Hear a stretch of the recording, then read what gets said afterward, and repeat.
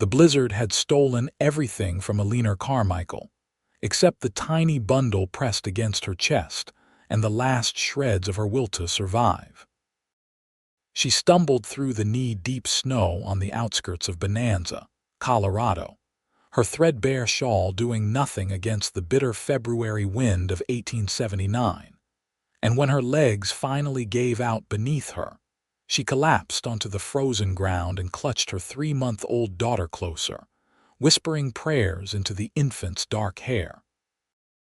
Eleanor had been walking for 2 days since Marcus threw her out, his new wife standing in the doorway of what had once been Eleanor's home, watching with cold satisfaction, as the man Eleanor had trusted cast her into the winter storm with nothing but the clothes on her back, and the baby he refused to acknowledge as his own. The marriage had never been legal, she discovered too late. Marcus had a wife back in Kansas City, and Eleanor had been nothing more than a convenience, a pretty face to warm his bed in this remote mountain town where he thought no one would ever know his secrets. The snow kept falling, thick and relentless, covering Eleanor's dark blue dress and the small blanket wrapped around baby Rose.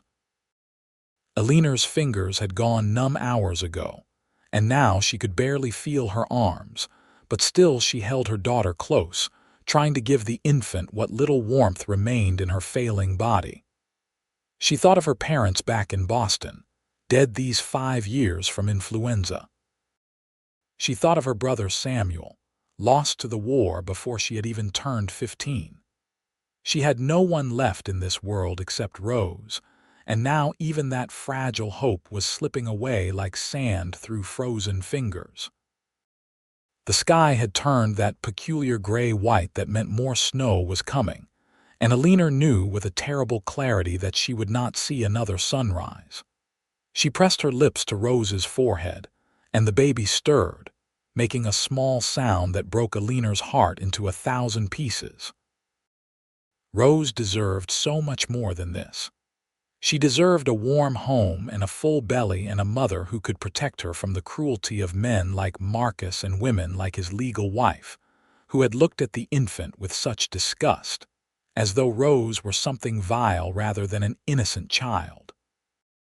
Eleanor closed her eyes, and the world began to fade, the cold seeping into her bones until she could not tell where her body ended and the snow began. She tried to keep her arms tight around Rose, but her strength was leaving her, flowing out into the frozen ground beneath her. She wondered if heaven would take a woman who had lived in sin, even unknowingly, or if she and Rose would simply drift into nothingness, forgotten by a world that had never wanted them anyway. She did not hear the horse approaching through the storm, did not see the tall figure dismount and trudge through the snow toward her. She was somewhere between waking and sleep, between life and death, when strong hands touched her shoulders and a deep voice cut through the howling wind. Christ Almighty. The voice belonged to Harrison Ivy, though Eleanor did not know that yet. All she knew was that someone was lifting her, and instinct made her tighten her grip on Rose even as consciousness slipped further away. She felt something warm and heavy settle over both of them, smelled leather and tobacco and horse, and then she was being lifted as though she weighed nothing at all. "I have got you," the voice said, closer now, urgent and rough with something that might have been fear. "Both of you, hold on." Eleanor tried to speak, to tell him about Rose, to beg him to save her daughter even if it was too late for her, but the words would not come. The warmth of the coat around her was almost painful after so long in the cold, and she felt her body start to shake violently. The man carrying her was moving fast, and she heard the crunch of his boots in the snow, felt the steady rhythm of his stride. She managed to open her eyes for just a moment, and saw the hard line of a jaw covered in dark stubble, the brim of a hat dusted with snow, and eyes that were the color of creek water in summer, green-brown and startlingly clear. Then the darkness took her completely. When Eleanor woke, She was lying in a bed that was not her own, covered in quilts that smelled faintly of lavender and wood smoke. The room was small and simple, with rough-hewn log walls and a single window that showed a world still white with snow. A fire crackled in a stone hearth, filling the space with warmth, and for a long moment Eleanor simply lay there trying to understand how she was alive.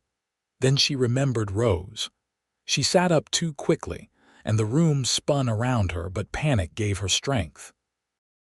She threw back the quilts and saw that someone had removed her frozen dress and put her in a man's flannel shirt that hung nearly to her knees. Her feet were wrapped in bandages, and when she tried to stand, pain shot through them like lightning. "Rose," she said, her voice cracking. "Where is my baby?" The door opened, and a man stepped inside, the same man from her fragmented memories of the storm. He was tall, well over 6 feet, with broad shoulders and the weathered look of someone who spent his life outdoors. His hair was dark brown, almost black, and his eyes were indeed that strange green-brown she remembered, set in a face that was handsome in a rough, unpolished way. He looked to be in his late 20s, perhaps 30 at most, and he carried himself with the easy confidence of a man comfortable in his own skin.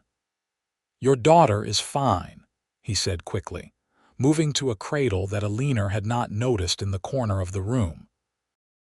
He lifted Rose carefully, and Eleanor saw that the baby was clean and wrapped in fresh blankets, her small face peaceful in sleep. The man brought her to Eleanor, placing the infant in her arms with a gentleness that seemed at odds with his size. Eleanor clutched Rose to her chest, tears spilling down her cheeks as she felt the baby's warmth, heard her soft breathing. "She is alive. You saved her." "Saved you both," the man said, pulling a chair closer to the bed and sitting down, though it was a near thing. "You were half frozen when I found you, and the baby was not much better. How long had you been out there?" "I do not know," Eleanor said honestly, looking down at Rose's face. 2 days, perhaps, maybe more. Time became strange." The man was quiet for a moment, his eyes moving over her face with an intensity that made her acutely aware of her disheveled state, her unwashed hair and borrowed clothing. But there was no judgment in his gaze, only a kind of serious concern. "My name is Harrison Ivy," he said finally. "This is my cabin about 3 miles north of Bonanza proper. You are safe here." "Eleanor Carmichael," she replied, her voice barely above a whisper, "and this is Rose." "I owe you our lives, Mr. Ivy." "Harrison," he corrected, leaning back in the chair, "and you do not owe me anything. I could not leave you out there to die." He paused, then asked carefully, "What happened? Why were you alone in a blizzard with an infant?" The shame was immediate and burning, but Eleanor forced herself to meet his eyes. He had saved her life. He deserved the truth, or at least as much of it as she could bear to tell. "I was living with a man named Marcus Thornton in Bonanza," she began, her voice steady despite the humiliation that coursed through her. "We had a ceremony, or what I thought was a ceremony, performed by a man he said was a traveling preacher. I believed we were married. When I became pregnant, Marcus seemed pleased, but after Rose was born, things changed. 3 days ago, a woman arrived from Kansas City claiming to be his wife, and I learned that our marriage had never been legal. Marcus had lied to me from the beginning." Harrison's jaw tightened, but he said nothing, letting her continue. "His real wife demanded that he get rid of us. He gave me 10 minutes to gather what I could and leave. I tried to take some of Rose's blankets, but the woman said everything in the house belonged to her now, including anything I had made or bought. She let me keep only what I was wearing and the blanket Rose was wrapped in." Eleanor's voice broke slightly, but she pushed on. "I had nowhere to go. No family, no friends in this town who would risk Marcus's anger by helping me. I thought if I could reach the next town, perhaps find work, but the storm came on so fast and I became lost. Thornton, Harrison said, and the name sounded like a curse on his lips. I know the man. Owns the lumber mill on the east side of town, thinks he is better than everyone else because he has money. He stood abruptly, pacing to the window. He should hang for what he did to you. The law would not see it that way, Eleanor said quietly. I have no proof of his lies, and even if I did, a woman living in sin has no standing. His wife is the legitimate one. I am nothing. Harrison turned to face her, and the anger in his eyes was not directed at her but on her behalf, and that made something in Eleanor's chest tighten painfully. You are not nothing, he said firmly. You are a mother who walked through a blizzard trying to keep her child alive. That takes more courage than most men I know possess. He came back to the chair, sitting down again and leaning forward with his forearms on his knees. You and Rose can stay here as long as you need. I have supplies enough for the rest of the winter, and come spring, we can figure out what comes next. Eleanor stared at him, searching for the angle, the hidden price for his kindness, because men like Marcus had taught her that nothing came without cost. But Harrison's gaze was steady and honest, and she found no deception there. Why would you do this? She asked. You do not know me. For all you know, I could be exactly what Marcus's wife called me, a woman of loose morals who seduced a married man. Did you know he was married when you met him? No, I swear I did not. Then you are not to blame for his lies. Harrison's voice was matter-of-fact, as though the answer were obvious. Besides, I am a fair judge of character, and you do not strike me as someone who would knowingly destroy a marriage. You strike me as someone who was used and discarded by a man without honor. The tears came again, but this time they were tears of relief, of gratitude so profound it hurt. Eleanor had spent 3 days believing she and Rose were going to die, that the world had no place for them, and now this stranger was offering them sanctuary without asking for anything in return. Thank you, she whispered. I do not have words for what this means to me. Harrison cleared his throat, looking slightly uncomfortable with her emotion. You should rest. You and the baby both. I will bring you some food shortly. There is a chamber pot under the bed, and if you need anything else, just call out. I will be in the main room. He stood and headed for the door, but Eleanor stopped him with a question. Harrison, how did you find us? That storm was so thick I could barely see my own hands. He glanced back at her, and something flickered across his face, something haunted. I was riding back from checking my trap lines. I almost missed you, but my horse, Drummer, he shied to the side and would not move forward. When I looked down, I saw your hand sticking out of the snow. Another hour and you would have been buried completely. He paused. Some might call it providence. I call it a miracle, Eleanor said softly. Harrison nodded once and left the room, closing the door quietly behind him. Eleanor looked down at Rose, who was starting to wake, her small mouth opening in preparation for a cry that would demand feeding. Eleanor's milk had nearly dried up during those desperate days in the cold, but now, in the warmth and safety of Harrison's cabin, she felt the familiar heaviness returning to her breasts. She adjusted the borrowed shirt and guided Rose to nurse, wincing at the initial discomfort but grateful beyond measure that her body was still capable of nourishing her daughter.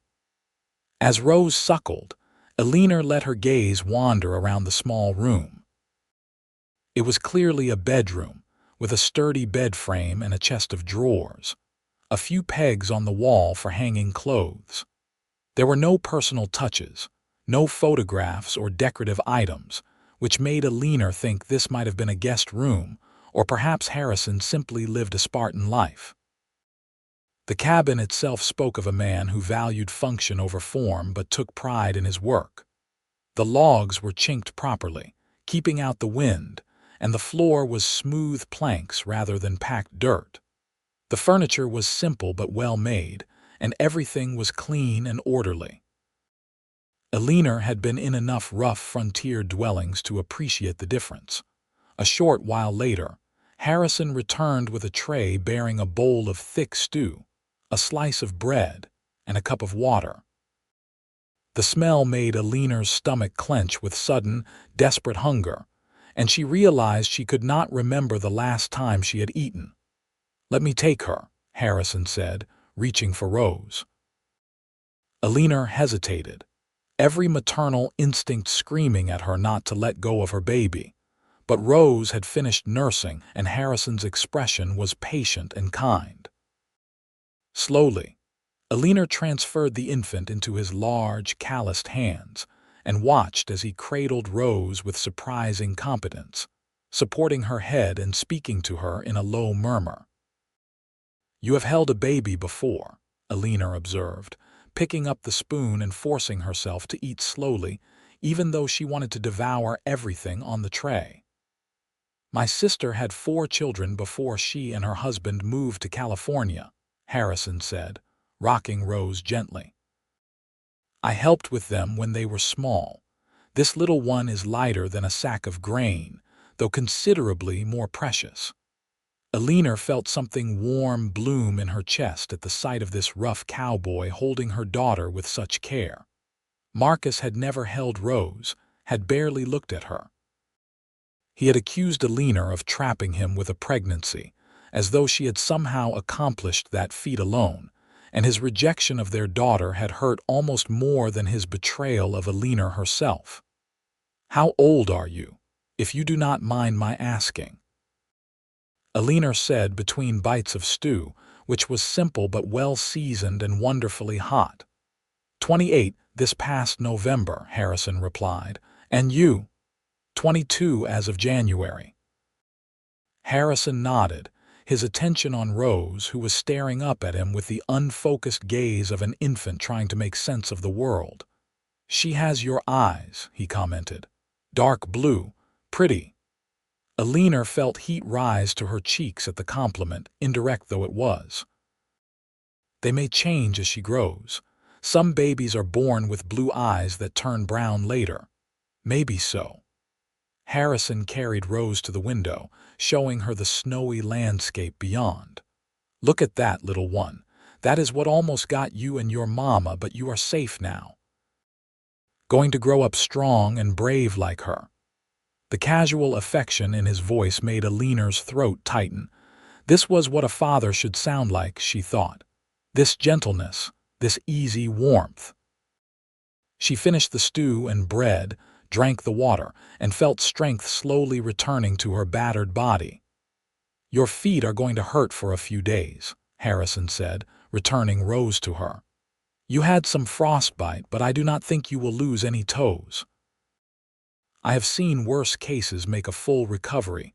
You need to keep them wrapped and elevated as much as possible. You have medical training, enough to get by.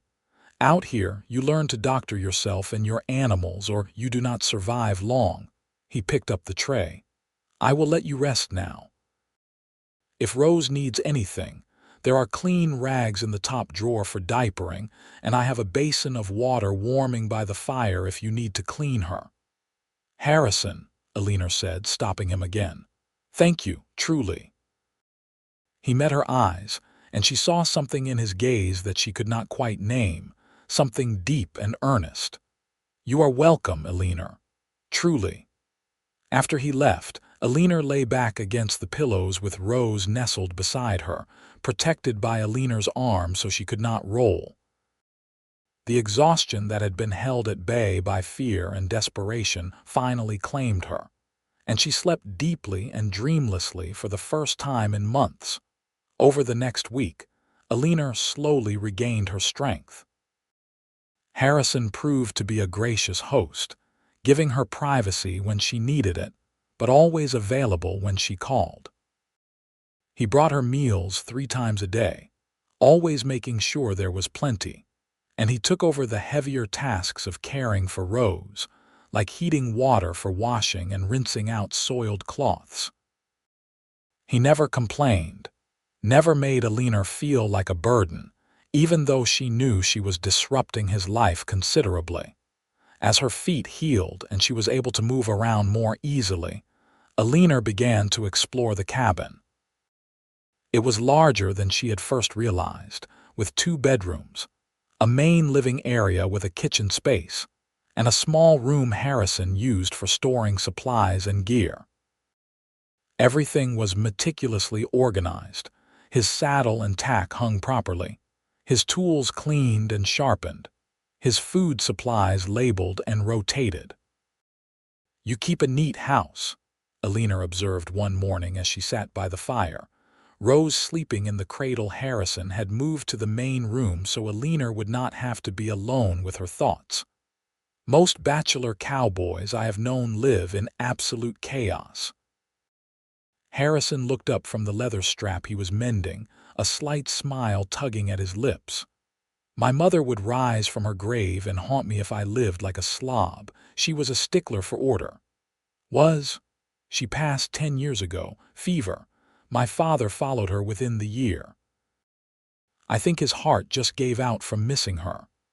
Harrison's voice was matter of fact, but Eleanor heard the old grief underneath. They had that kind of love, the kind where one cannot exist without the other. "That sounds beautiful," Eleanor said wistfully, "and heartbreaking." "Both," Harrison agreed. He set aside the strap and stood stretching. "I need to check on the horses and bring in more firewood. Will you be all right alone for a bit? Of course. We are not going to break in the half hour you are gone." He grinned at that, a real smile that transformed his serious face into something boyish and charming. Good to know. After he left, Eleanor found herself thinking about what he had said about his parents and their deep love. She had thought she and Marcus had that kind of connection, but it had all been an illusion, a performance Marcus had put on to get what he wanted. How did a person know the difference between real love and a clever counterfeit? She looked at Rose, sleeping so peacefully, and felt a fierce protectiveness surge through her. Her daughter would never doubt her mother's love, Eleanor vowed silently.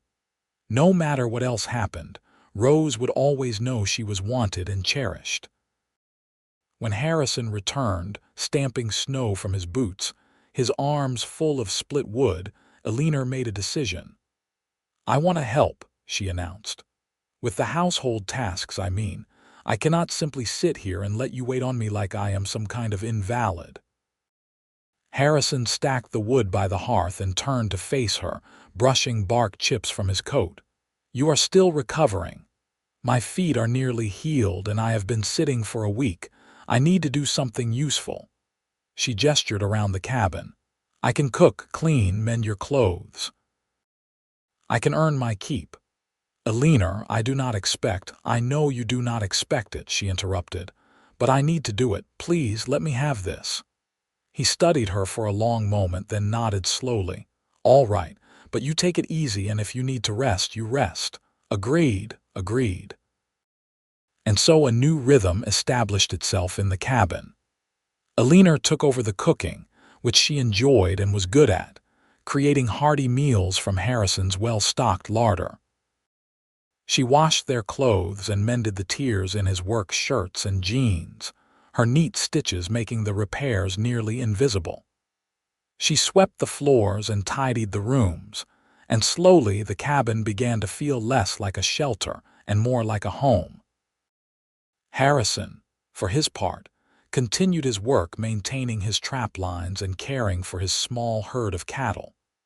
He would leave early in the morning and return by afternoon, always checking to make sure Eleanor and Rose had everything they needed. In the evenings, they would sit by the fire, and Harrison would whittle while Eleanor sewed, and they would talk about everything and nothing. Eleanor learned that Harrison had come to Colorado 5 years ago, looking for a fresh start after a woman back in Missouri broke his heart by marrying his best friend. He had built this cabin with his own hands, claiming a piece of land in the mountains where he could live on his own terms. He made a modest living trapping and selling furs, and he had a reputation in Bonanza as an honest man who kept to himself. "You ever get lonely?" Eleanor asked one evening as she rocked Rose to sleep. Harrison considered the question, his knife moving in slow, precise strokes against the piece of pine he was shaping into what looked like a small horse. "Sometimes," he admitted, "but I prefer lonely to the kind of pain that comes from trusting the wrong person." "I understand that," Eleanor said softly. "Marcus taught me the same lesson. Not all men are like him. I know, you have proven that." She looked at him, this man who had saved her life and asked for nothing in return, and felt something shift inside her, something warm and tentative and terrifying. "You have been kinder to me in these past weeks than Marcus was in an entire year." Harrison met her gaze, and the firelight caught in his eyes, making them glow like amber. "You deserved better than what he gave you." The moment stretched between them, charged with something neither of them was quite ready to name. Then Rose made a small sound, breaking the spell, and Eleanor looked down at her daughter, her cheeks flushed. As February melted into March, the snow began to retreat, and the world outside the cabin slowly came back to life. Harrison started taking Eleanor outside when the weather was clear, showing her the mountains that surrounded them, the way the aspens glowed gold in the late afternoon sun. He taught her how to identify animal tracks in the remaining snow, how to read the signs of the forest. Rose was growing, becoming more alert and responsive, and Harrison delighted in making her smile, pulling faces and speaking to her in that gentle voice he seemed to reserve just for her. Eleanor would watch them together and feel her heart expand with an emotion she was afraid to examine too closely. One afternoon, in late March, as they stood on a ridge overlooking the valley where Bonanza lay nestled, Harrison turned to Eleanor with a serious expression. "I need to go into town tomorrow for supplies," he said. "I was thinking you and Rose might want to stay here out of sight. I know Marcus lives there, and I do not want to cause you distress." Eleanor's first instinct was to agree, to hide away like she had something to be ashamed of. But then she thought about the woman she had been before Marcus, the girl who had traveled across the country alone after her brother died, who had worked as a seamstress in 3 different cities, who had never been afraid of hard work or challenges. "No," she said firmly. "I want to go with you." Harrison looked surprised. "Are you sure? Seeing him might be difficult." "I am sure. I refuse to hide like I did something wrong. Marcus is the one who should be ashamed, not me." She lifted her chin. "Besides, I need to start thinking about my future, about Rose's future. I cannot live in your cabin forever, even though you have been generous beyond measure. I need to find work, perhaps as a seamstress or a cook. Someone in town might be hiring." Something flickered across Harrison's face, something that might have been disappointment, but it was gone before Eleanor could be certain. "If that is what you want," he said quietly. "It is not about want," Eleanor replied. "It is about being practical. You have your own life, Harrison. I cannot simply insert myself and Rose into it permanently. And if I wanted you to," the words hung in the air between them, and Eleanor's breath caught in her throat. "What?" Harrison turned to face her fully, his expression earnest and vulnerable in a way she had never seen before. "What if I wanted you and Rose to stay? Not as guests, not as someone earning their keep, but as family." "Harrison, you do not mean that. You barely know us." "I know enough," he said, taking a step closer. "I know you are brave and strong and kind. I know you love your daughter more than your own life. I know that in the past 2 months, this cabin has felt more like a home than it has in all the 5 years I have lived here, and that is because of you." He reached out, hesitating, then gently touched her hand. "I know that I look forward to coming home every day because you are here. I know that when I see you singing to Rose, Or laughing at something foolish I said. My heart feels like it might burst right out of my chest. Eleanor stared at him, her mind reeling. You are saying you have feelings for me. I am saying I am falling in love with you, Harrison corrected.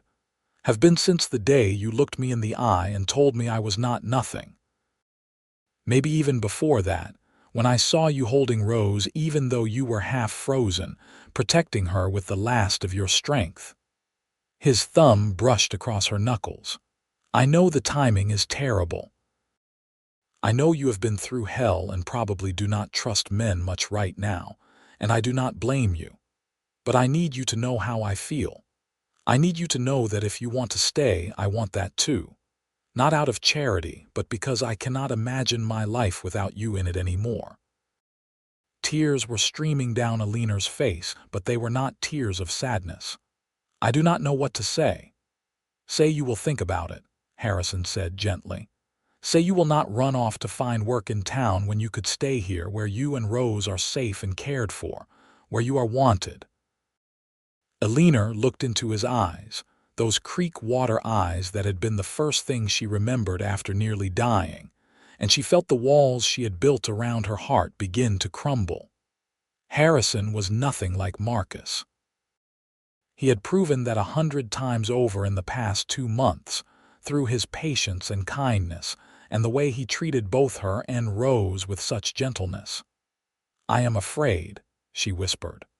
I am afraid to trust you, even though you have given me no reason to doubt you.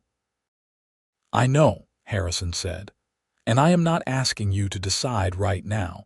I am just asking you to consider the possibility that maybe we could build something together, something real. Eleanor nodded slowly, her heart pounding so hard she thought he must surely hear it. I will think about it.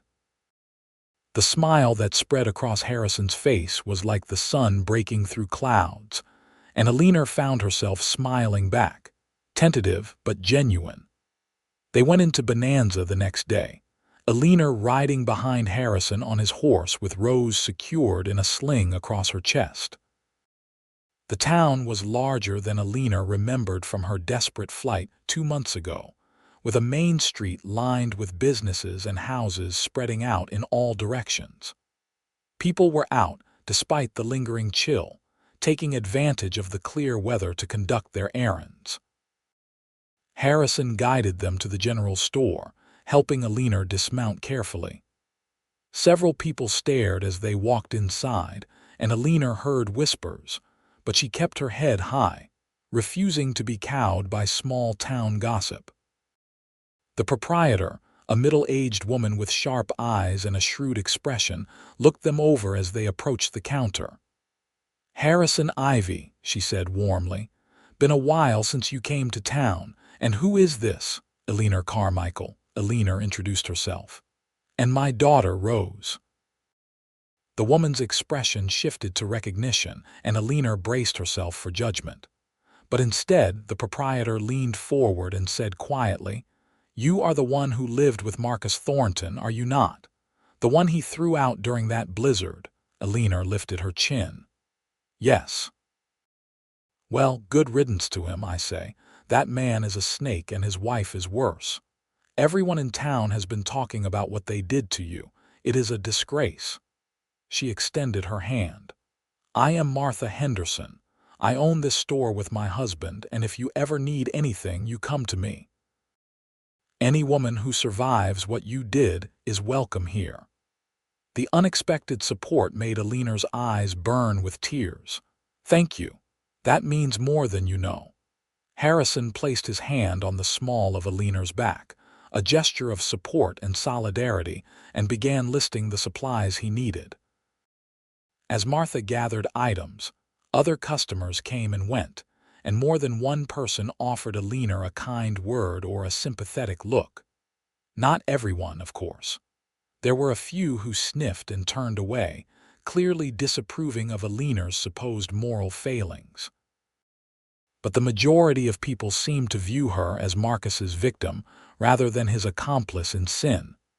They were just finishing their purchases when the door opened, and Marcus Thornton walked in. Eleanor felt Harrison stiffen beside her, felt his hand move protectively to her waist. Marcus was exactly as she remembered, tall and handsome in a polished way, with blonde hair and blue eyes that had once made her heart flutter. Now they just made her feel cold. Marcus saw them and froze, his expression cycling through surprise, guilt, and then settling on disdain. "Eleanor, I heard you survived. Pity." "That is enough," Harrison said, his voice low and dangerous. Marcus looked at Harrison as though noticing him for the first time. "Ivy, should have known you would pick up my leavings. You always did take what I did not want." "I have never taken anything from you," Harrison replied, his hand still on Eleanor's waist. "But if I had, it would be an improvement because everything you touch turns to poison." Marcus's face flushed with anger. "Watch how you speak to me, Cowboy. I have money and influence in this town. I could ruin you." "Try it," Harrison said calmly.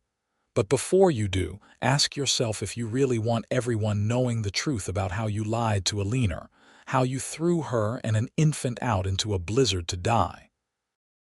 I am guessing there are a few people who might find that information interesting, maybe even the law. She has no proof of anything. She has her word and she has mine. That might be enough." Harrison took a step forward, and despite being roughly the same height, he somehow seemed to loom over Marcus. "Here is how this is going to go. You are going to leave Eleanor alone. You are going to keep your wife away from her too. And if I hear that you have said one word against her, spread any lies or rumors, I will come find you and we will have a very different conversation. Do you understand me?" Marcus tried to hold Harrison's stare but faltered after a few seconds. "She means nothing to me." "Good. Then it will be easy for you to stay away from her."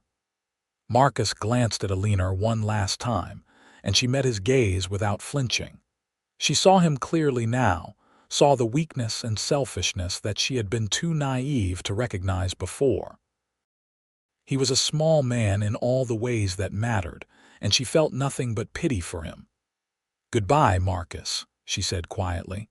"I hope you and your wife have the life you both deserve." The barb struck home.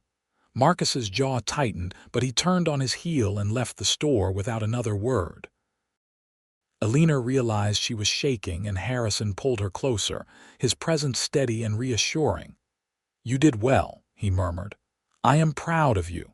Martha Henderson was grinning as she finished wrapping their supplies. "About time someone stood up to that pompous fool. Well done, both of you." As they left the store and headed back to where Drummer was tied, Eleanor felt lighter than she had in months. Facing Marcus had been terrifying, but she had done it, and she had survived. More than that, she had Harrison beside her, protecting her not because she was weak but because he cared. The ride back to the cabin was quiet, both of them lost in their own thoughts. But when they arrived and Harrison helped Eleanor down, she turned to him and said, "I have been thinking about what you said yesterday." Harrison went very still, his hand still on her waist. "And I do not want to leave," Eleanor said, the words coming easier than she expected.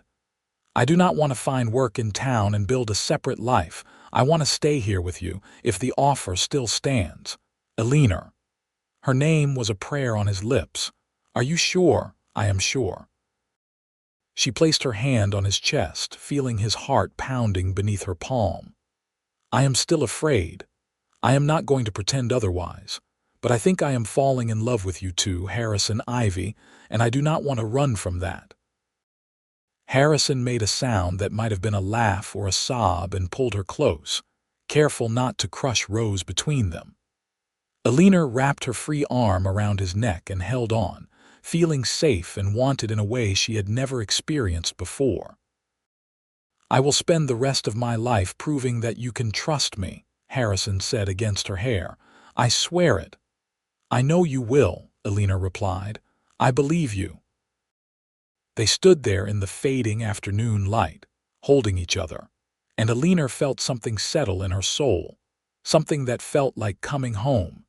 Spring arrived in earnest, bringing wildflowers and green grass and the sound of running water as the snow melted from the high peaks. Eleanor and Harrison fell into a new rhythm, one that acknowledged the growing love between them. Harrison began courting her properly, bringing her small gifts from his trips to the forest, a pretty rock or an interesting piece of driftwood. He would tell her stories about his childhood in Missouri, about his parents and his sister, about the dreams he had for his land. Eleanor shared her own stories about growing up in Boston, about her father who had been a school teacher and her mother who had sung in the church choir. She told him about Samuel, her brave brother who had died at Antietam, and how his loss had broken something in their parents that never quite healed. She talked about the years after they died, how she had drifted from city to city, working where she could, always searching for something she could not quite name. "I think I was looking for belonging," she said one evening as they sat on the porch watching the sunset. Rose was asleep inside and the world felt peaceful and whole. "I wanted to matter to someone, to be part of something bigger than myself." "You matter to me," Harrison said, reaching over to take her hand. "You and Rose both. You are my family now." Eleanor squeezed his fingers, marveling at how natural this felt, how right. "We are lucky to have you." In early May, Harrison took Eleanor and Rose to a valley about an hour's ride from the cabin, a place he had discovered years ago but never shared with anyone. It was a hidden meadow surrounded by aspens, with a small creek running through the center. The grass was thick and green, and wildflowers bloomed in profusion, painting the landscape in purples and yellows and whites. "It is beautiful," Eleanor breathed, turning in a slow circle to take it all in. "Like something from a dream." "I have been saving it," Harrison said, dismounting and helping Eleanor down, waiting for the right moment to show someone. He spread a blanket on the ground and they sat, Rose lying between them, waving her small fists at the sky. "Harrison," Eleanor began, then paused, gathering her courage.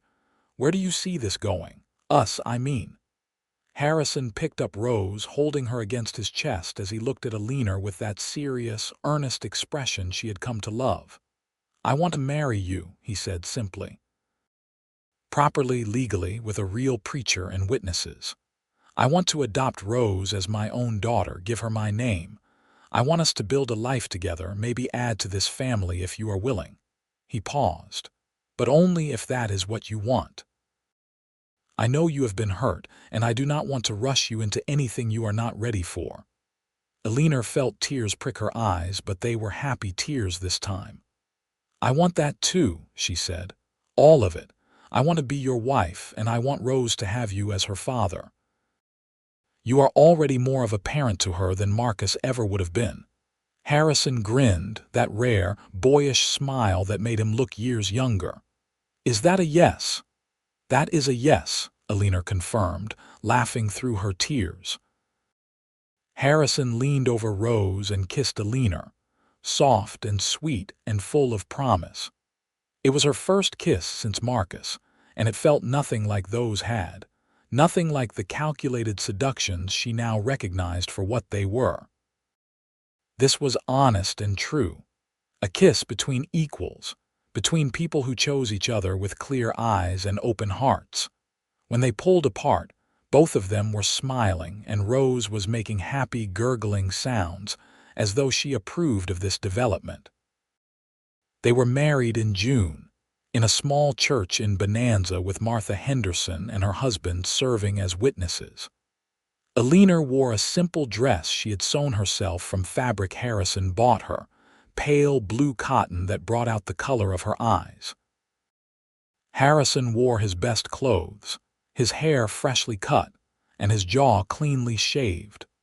The preacher was an elderly man who had served the community for decades, and he performed the ceremony with warmth and sincerity. When Harrison slipped a gold ring onto Eleanor's finger, she felt the last of her fears finally release their hold on her heart. "I love you," Harrison said, his voice rough with emotion. "I will love you until my last breath, Eleanor Ivy." "I love you too," Eleanor replied, standing on her toes to kiss him. "My husband."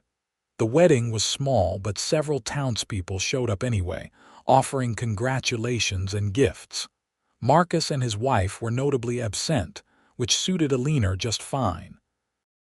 She had moved beyond them, beyond the pain they had caused, into something infinitely better. The celebration continued back at the cabin, which Harrison had decorated with wildflowers and ribbons. He had even managed to procure a small cake from the bakery in town, and they cut it together while Rose watched from her cradle, her dark blue eyes tracking their movements. That night, after the last guest had left and Rose was asleep, Harrison carried Eleanor over the threshold of their bedroom, both of them laughing at the silliness of the tradition. But when he set her down and cupped her face in his hands, his expression turned serious. "I know Marcus hurt you," he said quietly. "And I know that sharing this part of marriage might be difficult for you. If you need time, if you want to wait, I will understand." Eleanor's heart swelled with love for this man who always put her needs first. "I do not want to wait," she said, reaching up to touch his face. "Marcus took enough from me. I will not let him take this too. I want to be your wife in every way, Harrison." What followed was gentle and slow, Harrison treating her with such care and reverence that Eleanor cried, overwhelmed by the difference between this and her experiences with Marcus. This was not taking but sharing, not using but cherishing. When it was over, she lay in Harrison's arms, feeling truly safe for the first time in her adult life. "Thank you," she whispered against his chest. "For what? For being you, for saving us, for loving us." Harrison kissed the top of her head. "Loving you is the easiest thing I have ever done." The summer passed in a haze of happiness. Eleanor had never known that life could be so simple and good, filled with quiet moments of joy rather than drama and uncertainty. She and Harrison worked side by side, maintaining the cabin and the land, caring for Rose as she grew bigger and more alert every day. Harrison proved to be a devoted father, despite having no blood connection to Rose. He would spend hours playing with her, making her laugh with silly faces and songs. He made her toys from wood, carving them with loving detail. And when Rose started teething and cried through the night, he would walk the floor with her so Eleanor could sleep, murmuring soothing words in that deep, gentle voice. "You are a natural," Eleanor told him one morning after a particularly rough night. She was sitting at the kitchen table, watching as Harrison fed Rose mashed vegetables, most of which ended up on his shirt rather than in the baby's mouth. "I had good practice with my sister's kids," Harrison replied, wiping Rose's face with a cloth. "Though I admit it is different when they are yours, I find I do not mind the spit-up and the crying as much as I thought I would. That is because you love her." "With all my heart," Harrison agreed. He looked at Eleanor, his expression softening. "I love you both more than I ever thought possible." In August, Eleanor realized she was pregnant. The realization came with a complex mix of emotions, fear and joy tangled together in equal measure. Her pregnancy with Rose had been tainted by Marcus's eventual rejection, and even though she knew Harrison was nothing like him, the memories still had power. She told him that evening as they sat on the porch, watching the stars come out. "I am expecting a baby," she said quietly. "Our baby." Harrison went very still, then turned to her with wonder written all over his face. "Are you certain?" "Yes. All the signs are there. I would say I am about 2 months along, which means the baby will come in early March." Harrison let out a whoop of joy and pulled Eleanor into his arms, spinning her around until she laughed and begged him to put her down. "We are having a baby," he said, his voice full of awe. "A baby that is part you and part me. Eleanor, that is the most amazing thing I have ever heard." His uncomplicated happiness dissolved Eleanor's fears. This was nothing like her first pregnancy. She had a husband who loved her, a home, security. This child would be born into a family that wanted it, and that made all the difference. "You are pleased, then?" she asked, even though the answer was obvious. "Pleased does not begin to cover it," Harrison said, placing his hand on her still flat stomach. "I am overjoyed. I am honored. I am terrified," he added with a self-deprecating laugh. "But mostly I am just so happy I could burst." As the months passed and Eleanor's belly grew, Harrison became even more protective and attentive than before. He insisted she rest often. He took over more of the heavy chores, and he read every book about pregnancy and childbirth he could get his hands from town. He asked Martha Henderson 1,000 questions, until the older woman finally told him to calm down, or he would drive himself and Eleanor crazy. Rose, now nearly a year old, was walking and getting into everything, her personality emerging more each day. She adored Harrison, calling him Papa as her first word, and Eleanor thought her heart might actually burst from happiness when she heard it. Winter returned, covering the mountains in snow once again, but this time Eleanor felt no fear. She was warm and safe in the cabin Harrison had built, surrounded by love, carrying a child who would know nothing but security and acceptance from the moment of birth. On a cold morning in early March, Eleanor went into labor. Harrison had planned for this, had everything ready, and he sent word to Martha Henderson, who came immediately to help. The labor was long and difficult, longer and harder than Rose's had been, and there were moments when Eleanor thought she could not go on. But Harrison was there, holding her hand, wiping her forehead, telling her how strong she was, how proud he was of her. And when their son finally entered the world with a lusty cry, Harrison cut the cord with shaking hands and then pressed his face against Eleanor's shoulder and wept. "A boy," Martha announced, cleaning the infant and wrapping him in soft blankets. "A healthy, perfect boy." Eleanor took her son into her arms, marveling at his tiny features, his dark hair so like Harrison's. The baby opened his eyes, and they were that same creek watercolor as his father's, and Eleanor felt a love so fierce it almost frightened her. "What should we name him?" Harrison asked, touching the baby's small hand with one large finger. Eleanor had been thinking about this for months. "Henry," she said. "After your father, Henry Samuel for my brother." Harrison's eyes filled with tears again. "That is perfect. He is perfect." He looked at Eleanor. "You are perfect. Thank you for this, for him, for everything." "Thank you," Eleanor replied, "for saving us, for giving us a life worth living." The first year of Henry's life passed in a blur of sleepless nights and busy days, but Eleanor had never been happier. Rose adjusted to having a little brother with the resilience of youth, and she loved helping take care of him, bringing him toys and singing to him in her toddler voice. Harrison was a devoted father to both children, never treating Rose any differently than he treated Henry, despite their different origins. Eleanor would watch him playing with them both, Rose on his shoulders and Henry in his arms, and feel gratitude so profound it brought tears to her eyes. "What are you thinking about?" Harrison asked one evening, catching her watching them with that soft expression. "Just about how far we have come," Eleanor said. 2 years ago, Rose and I were dying in the snow. Now we have this beautiful life. Sometimes it does not feel real." Harrison set Henry in his cradle and lifted Rose onto the sofa between them. "It is real," he said, taking Eleanor's hand, "and it is only going to get better. And he was right. Over the next few years, their family continued to grow. Eleanor gave birth to a daughter they named Hope in 1882, and then another son called James in 1884. The cabin was expanded to accommodate the growing family, with Harrison building additional rooms with the same care and skill he had shown in the original structure.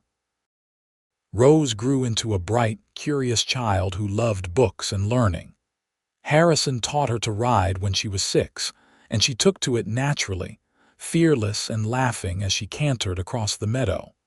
Henry was quieter, more serious, but with a kind heart that reminded Eleanor of Harrison. Hope lived up to her name, bringing joy and laughter wherever she went. And James was still too young to show much personality, but he had Eleanor's dark eyes and Harrison's stubborn chin, and she loved him with the fierce protectiveness only a mother could feel. The years were not without challenges. There were harsh winters and dry summers, illnesses and accidents, moments of fear and worry. But through it all, Eleanor and Harrison faced everything together, their love deepening with each passing season. On their 10th wedding anniversary, Harrison took Eleanor back to the hidden meadow where he had proposed. The children were spending the night with Martha Henderson, giving them rare time alone together. "I have been thinking," Harrison said as they sat on the same blanket in the same spot where he had asked her to marry him. "About that day I found you in the snow." "I think about it too," Eleanor admitted. "About how easily I could have died, how I would have missed all of this." She gestured around them, encompassing not just the meadow but their entire life together. "I think about how lucky I am," Harrison said. "That drummer shied to the side, that I looked down at just the right moment, that I was given the chance to know you, to love you, to build this life with you." He took her hand, his thumb tracing over the gold ring she still wore. "You and the children, you are everything to me, Eleanor, everything that matters." "I know," Eleanor said, leaning her head on his shoulder, "because you show me every single day in 1,000 small ways." "I never doubt your love, Harrison, not for a moment." They sat in comfortable silence, watching the sunset paint the sky in shades of orange and pink. Eleanor thought about the girl she had been, desperate and broken and convinced the world had no place for her and her daughter. She thought about Harrison, the lonely cowboy who had built a life in isolation because he was afraid to trust again. "We saved each other," she said softly. "That day in the snow, you saved my life, but I think maybe I saved yours too." Harrison pressed a kiss to her temple. "We saved each other," he agreed. "And we will keep saving each other every day for the rest of our lives." The years continued to unfold, bringing changes both large and small. Colorado became a state in 1876, and Bonanza grew from a small mountain town into a thriving community. Harrison expanded his operation, adding more cattle and establishing a reputation as a fair dealer and an honest man. Eleanor became known for her kindness and her skill with a needle, often helping other women in the community with sewing and mending. Rose grew into a beautiful young woman, smart and independent, with her mother's determination and her father's steady nature. She trained as a teacher and opened a small school in Bonanza, where she taught children to read and write and think for themselves. Henry followed in Harrison's footsteps, learning everything his father could teach him about ranching and the land. He had his father's gift with animals and his mother's compassionate heart, and Harrison knew his legacy would be in good hands. Hope married a young man from a neighboring ranch when she was 20, and Harrison gave her away with tears in his eyes, remembering the tiny infant who had cried herself awake every night for the first 6 months of her life. James became a farrier, apprenticing with the blacksmith in town, and discovering he had a talent for working with metal and horses. He was the most adventurous of the children, always looking beyond the next horizon, but he always came home to the cabin where he had been raised. Through it all, Eleanor and Harrison remained the center of the family, their love the foundation on which everything else was built. They grew older together, their hair turning gray, their faces acquiring the lines and weathering that came from a life well lived. On a summer evening in 1899, Eleanor and Harrison sat on the porch of their cabin, watching their grandchildren play in the yard. Rose had brought her 2 children to visit, and Hope had come with her infant son. The air was full of laughter and the sound of children's voices, and Eleanor felt a contentment so deep it was almost painful. "Can you believe it has been 20 years since we married?" Eleanor asked, taking Harrison's hand. Their fingers intertwined with the ease of long practice, fitting together perfectly. "Some days it feels like yesterday," Harrison replied. "Other days it feels like we have always been together, like there was never a time when you were not part of my life. I feel the same way." Eleanor watched as Rose lifted her daughter onto the porch swing, pushing her gently. "Do you ever wonder what would have happened if you had not found us that day?"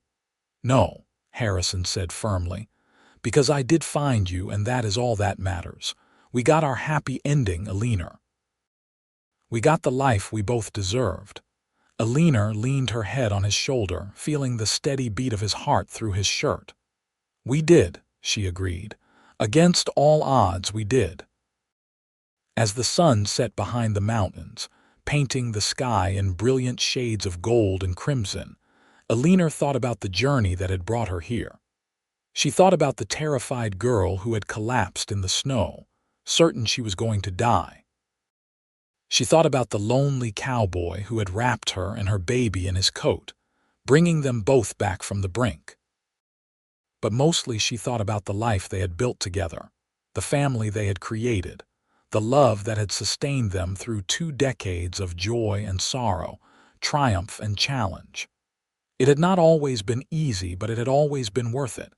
Harrison stood, pulling Eleanor to her feet. "Dance with me," he said. And even though there was no music, Eleanor stepped into his arms and let him sway her back and forth on the old wooden porch. Their grandchildren watched, giggling at the sight of their grandparents dancing to silent music. But Rose, watching from the porch swing with her daughter in her lap, understood. She had been too young to remember that day in the snow, but she had heard the story many times, the story of how a cowboy saved her and her mother, and how that single act of kindness had created something beautiful and lasting. "Tell me again," she said to her mother as Eleanor and Harrison continued their slow dance. "Tell me how you and Papa met." Eleanor smiled, her eyes on Harrison's face, seeing both the young man who had saved her and the older man who had loved her faithfully for 20 years. "It was a cold winter day," she began, her voice carrying across the porch. "And I thought my story was ending, but it was really just beginning." Harrison pulled her closer, and Eleanor rested her head on his chest, listening to the steady beat of his heart. Around them, their family gathered, drawn by the story they had all heard before but never tired of hearing.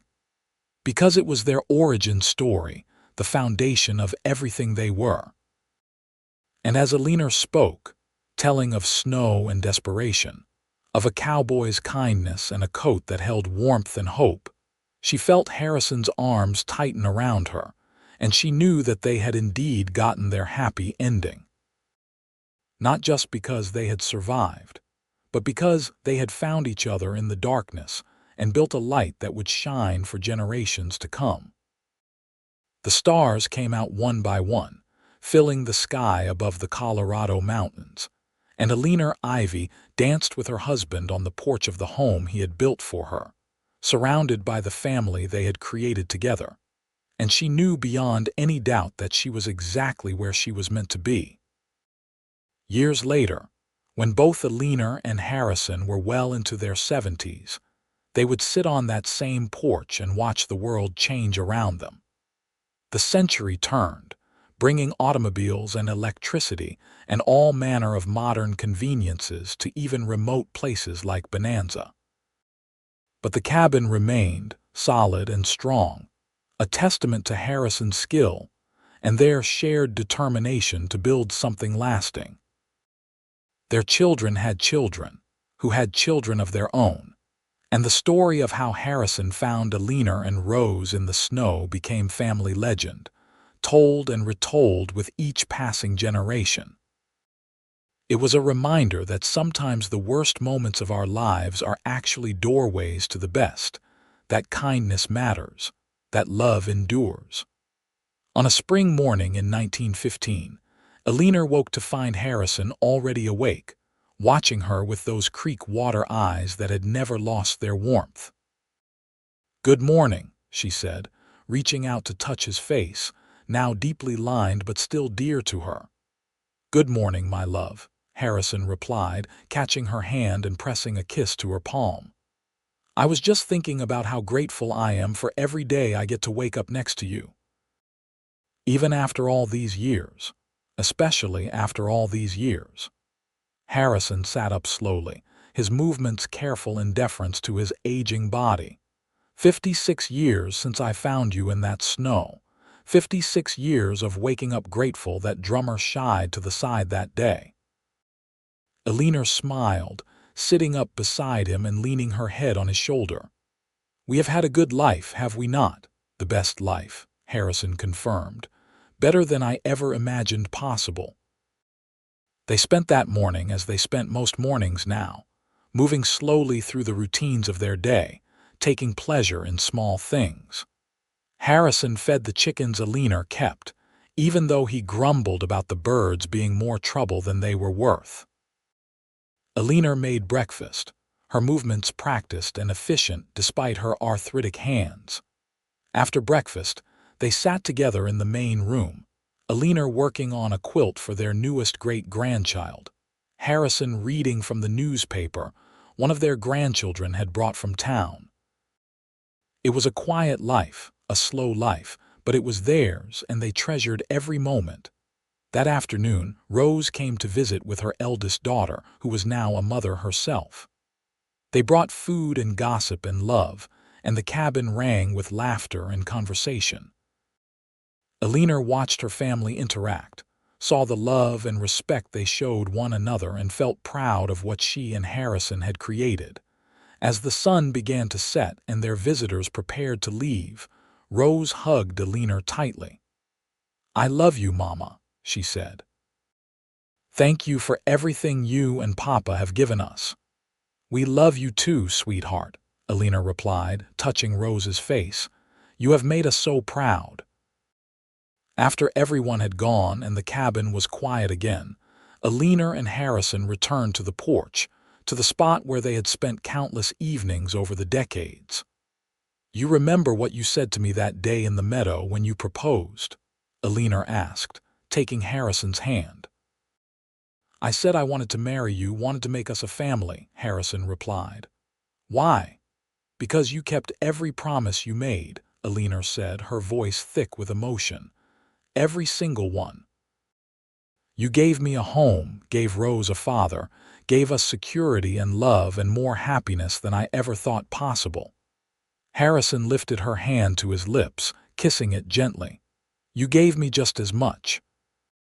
You gave me a purpose, a family, a reason to be more than just a man hiding from life in the mountains. You gave me everything that matters." They sat in silence as darkness fell, comfortable and complete. The years had been kind to them in the ways that mattered most. They had their health, their minds, their family, and most importantly, they still had each other. Harrison Ivy died peacefully in his sleep 3 years later at the age of 90. Eleanor held his hand as he took his last breath, and though her heart broke, she was grateful that he went gently, without pain, surrounded by the family he had loved so well.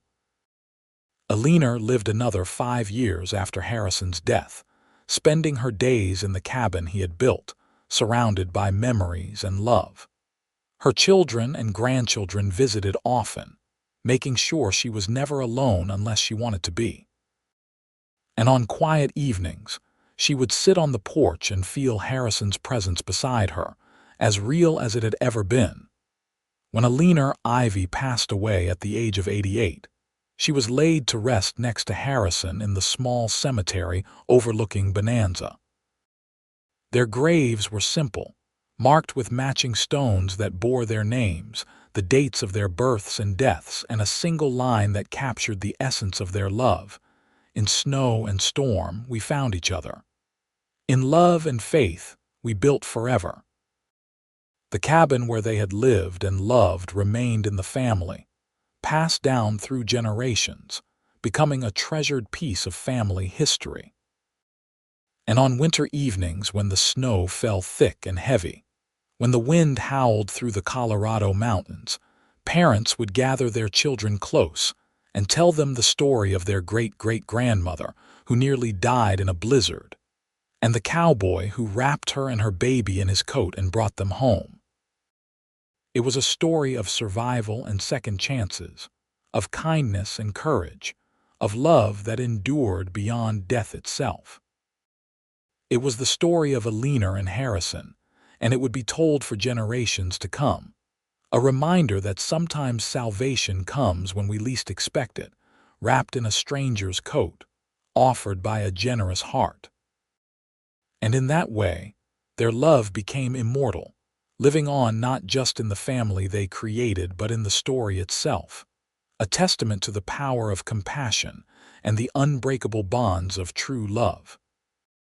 They had started with nothing but desperation and a cowboy's kindness, and they had built an empire of love that would stand for centuries, a legacy more valuable than gold, more enduring than stone.